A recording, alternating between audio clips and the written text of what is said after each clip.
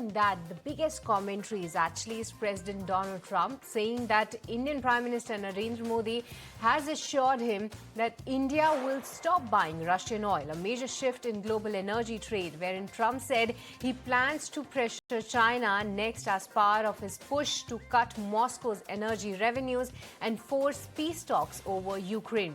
The Indian embassy has not confirmed Modi's pledge, wherein Russia currently supplies about one-third of India's oil, and halting purchases could reshape the global crude flows definitely. But Trump acknowledged the transition can't happen immediately, but said it will be completed soon.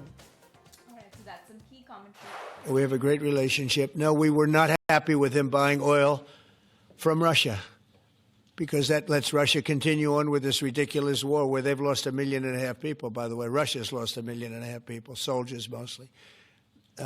This is a war that should have never started, but it's a war that Russia should have won in the first week, and they're going into the fourth year. And I want to see it stop. So I was not happy that India was buying oil. And he assured me today that they will not be buying oil from Russia. That's a big stop. All right, so that's some key commentary coming from Trump. But moving on, U.S. Treasury Secretary Scott Besant has also made some comments overnight.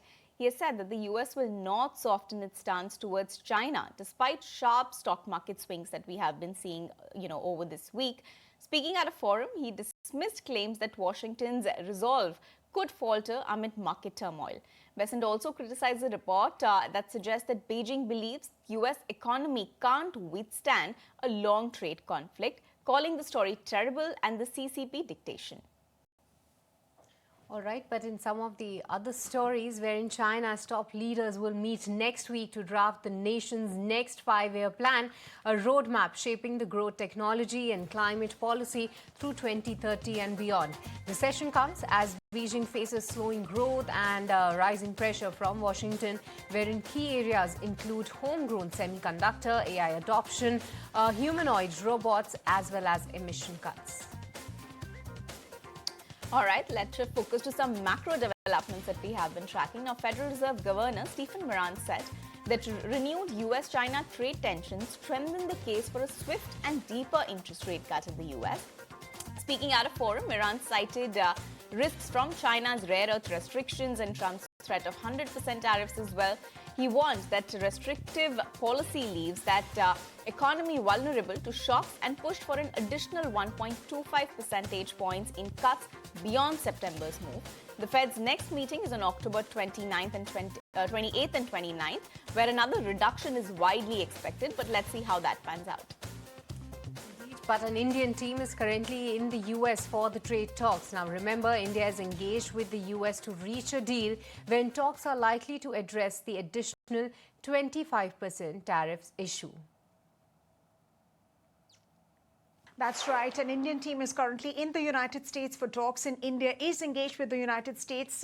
Both sides are looking at a win-win deal. They're essentially looking at addressing the additional 25% tariffs issue. And of course, there is discussion on the next round of talks. That will happen once the US shutdown ends. So there is some sort of an uncertainty that still persists so far as the US shutdown is concerned. And that's the word that's coming in from India's Commerce Secretary Rajesh Agarwal. In fact, he is slated to join the Indian delegation in the United States. And in fact, what we are also given to understand from the Commerce Secretary is that India is open to expanding its oil purchases from the United States to diversify its energy needs, but provided it comes at the right price and the right cost. Remember, energy purchase has touched $23 to $24 billion in the past, is what Rajesh Agarwal claimed. And there still is a headroom of $12 to $13 billion of purchases for India to increase its energy purchase from the United States. In fact, he also stated that the ambassador designate to India, Sergio Gore, who was in India, he had good meetings with Indian officials, including with the Prime Minister. And India is expecting exports growth to the United States to continue.